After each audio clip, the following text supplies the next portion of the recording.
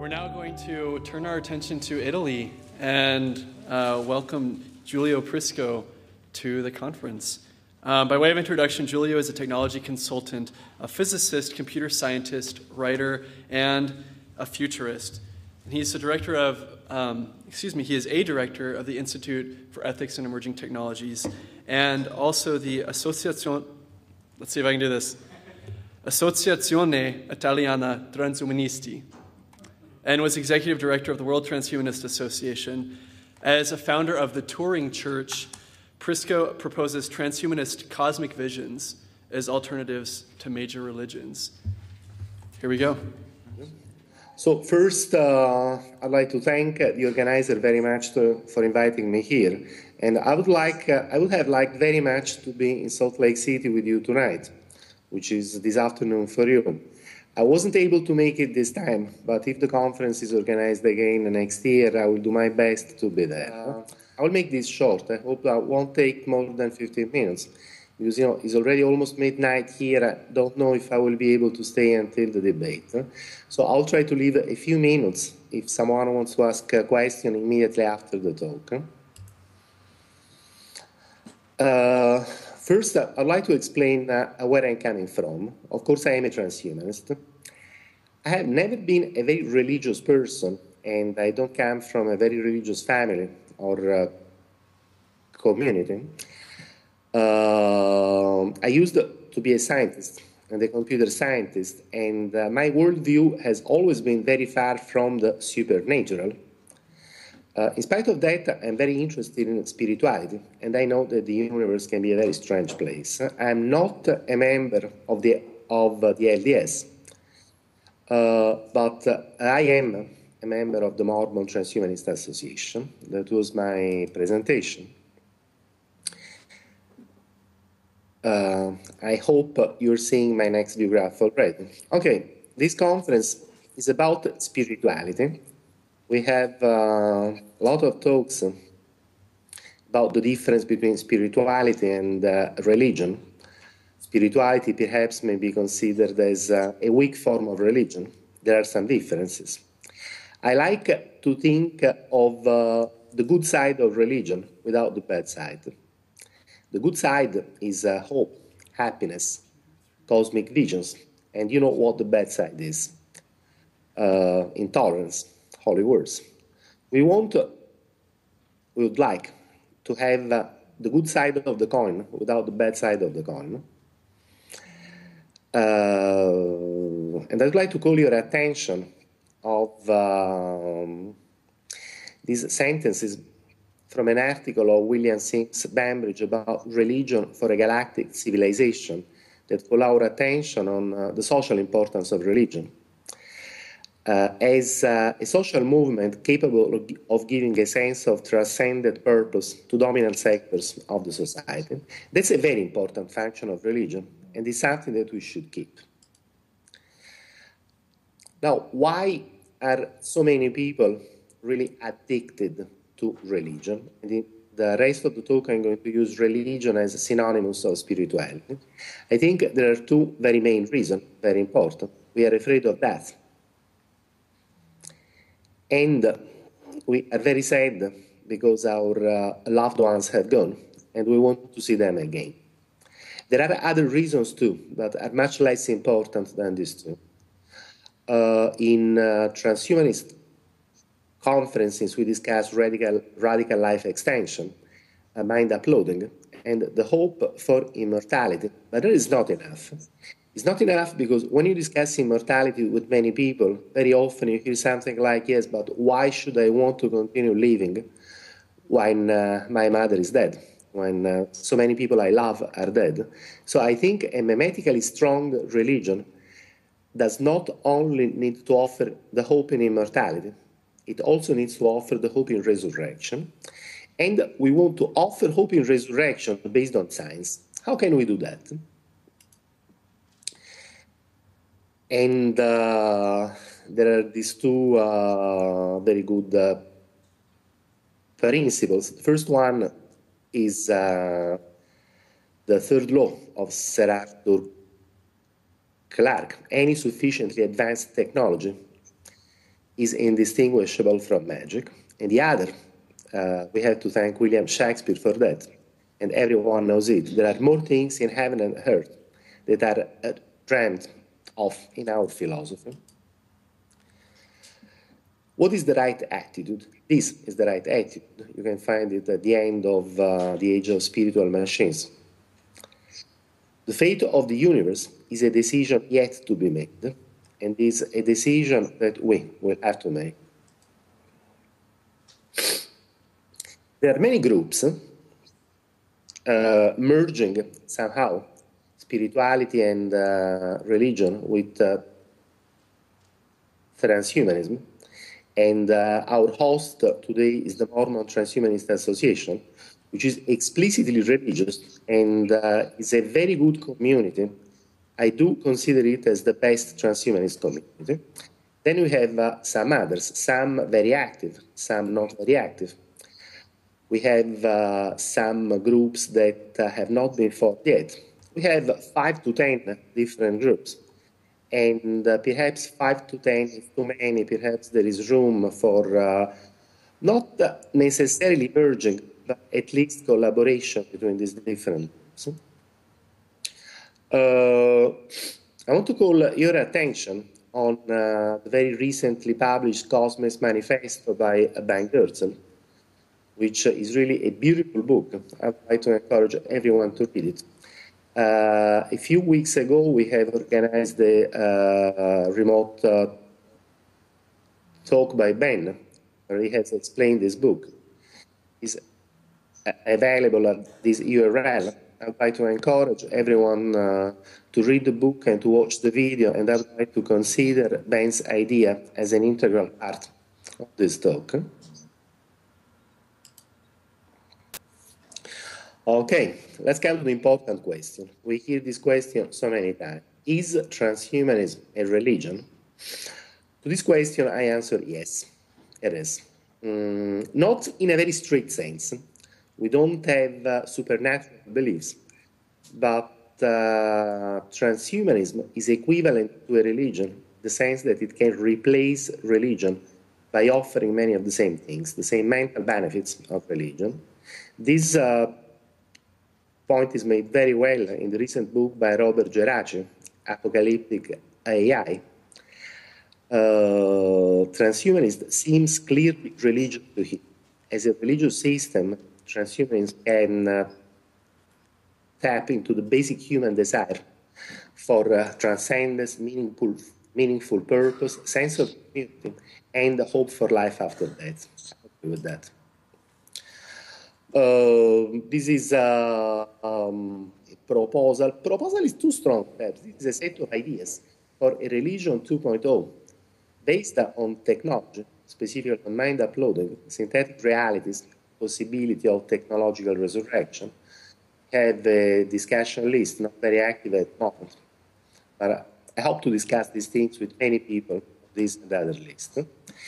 It's called Turing Church because of a mathematical theorem that basically says that what one computer can do, another computer can also do. It's more complex than that, but anyway. And here the idea is that our mind is equivalent to a computer. The analogy is very frequently heard, and I realize that it is an oversimplified analogy, but I think it is basically sound. Our brains are machines. Our minds are programs.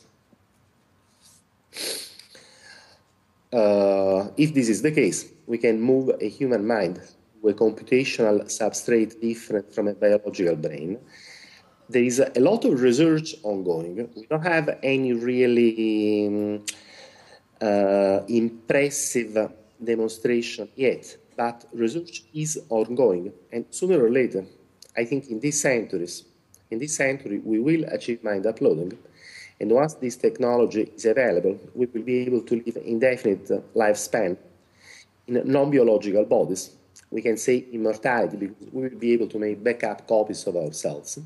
So we will be immortal. We will move to the universe. Future civilization of uploads will colonize the galaxy and the universe, and perhaps they will be able somehow to resurrect the dead by copying them to the future. We will also be able to create artificial realities, and perhaps these two concepts are very much related to each other. I'm talking here of a meta-religion because the considerations that we're doing, the examples that I have made are very similar to and actually indistinguishable from the promises of many religions.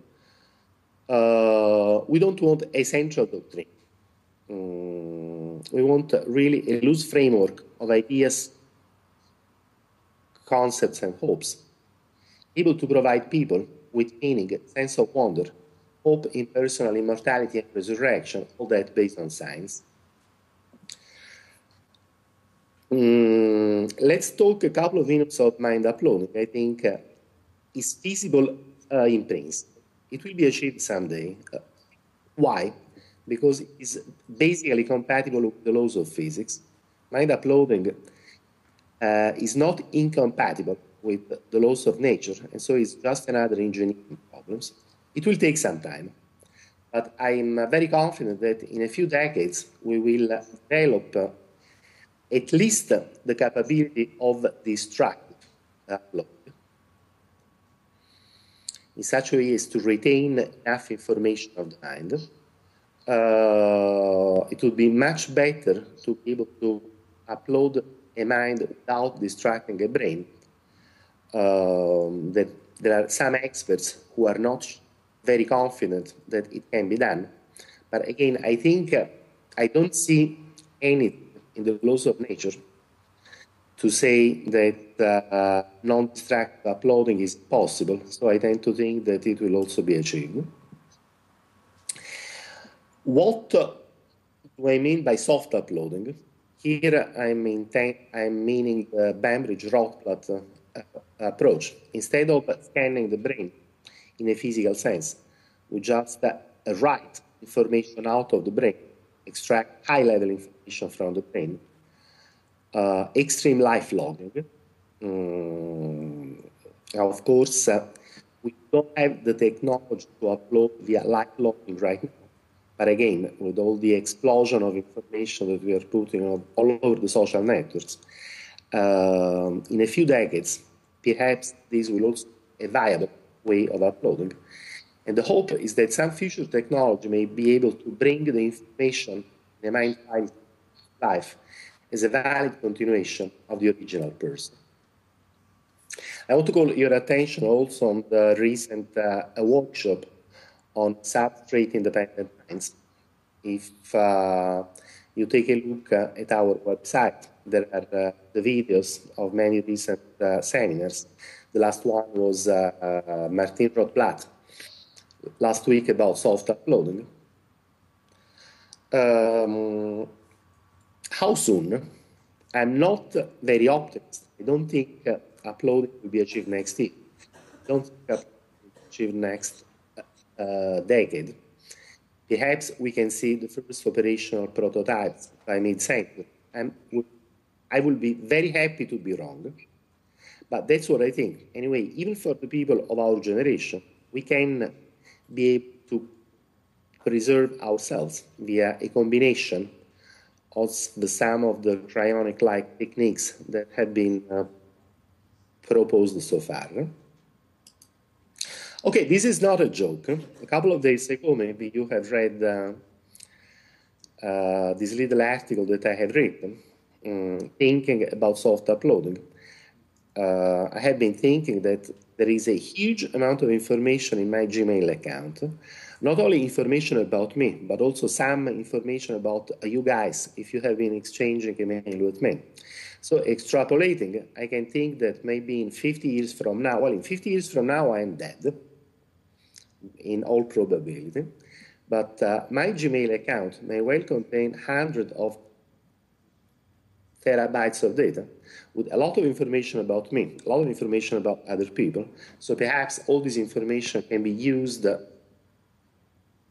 together with other information in order to reconstruct a sufficiently accurate copy of me.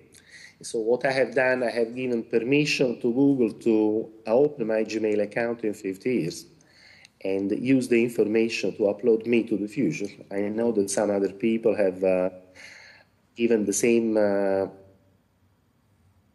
permission to Google on their blogs. This has been interpreted by many people as a joke. I mean it as a half joke. It may be useful. I would like to encourage you to write something similar. Let me conclude this presentation with some ideas on resurrection and of simulation. Most of the content here is based on an article on my blog. You can read it on giulioprisco.blogspot.com. I hope we will be able to resurrect that by copying them to the future. How can we do that? And of course, by that time, we will have developed space-time engineering and future magic that will permit us achieving, by scientific means, most of the promises really. In Moravec books and articles, there are many hints at possible mechanism for a resurrection. He says, perhaps we are most likely to find ourselves reconstituted in the minds of superintelligent successors. And I would like to insist on a concept that if a computational system is able to run a simulated person, we should not consider this computational system as the Windows PC or the Macintosh that I'm using now. We should consider it as a person, not a mere machine, but a transcendent mind. I will skip consideration related to T plus omega point. I believe most people here are familiar with that. There is a very interesting idea in this beautiful book by Arthur Clarke and Stephen Baxter called The Light of Other Days. The concept is that perhaps the fabric of space-time is full of micro wormholes, and perhaps there is a wormhole connecting every point of space-time with every other point of space-time. By using this channel for transferring information, future scientists may be able to develop the capability to resurrect the dead by time scanning, by copying them to the future.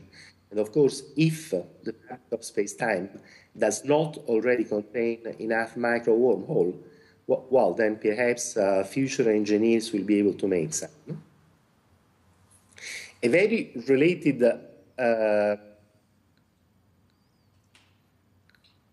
concept is the simulation hypothesis. We may be living in a synthetic reality, in a computer simulation ourselves now.